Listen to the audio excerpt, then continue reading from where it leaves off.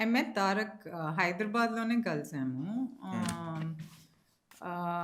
ఆయన సినిమాలు పెద్దగా నేనేం చూడలేదు. ఎవ్వరివి ఎక్కువ చూడము. But yeah!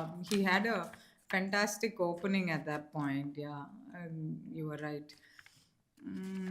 My relation with him, we were best friends, like I always told. We were very close friends. And Tarak గురించి చెప్పాలంటే, he goes out of his way. Out and about న్ నీ కోసము అని వచ్చాడంటే హి గోస్ ఎక్స్‌ట్రీమ్. ఎక్కడికైనా ఎంత దూరమైనా ఎళ్ళిపోతాడు. Is a very childlike mentality.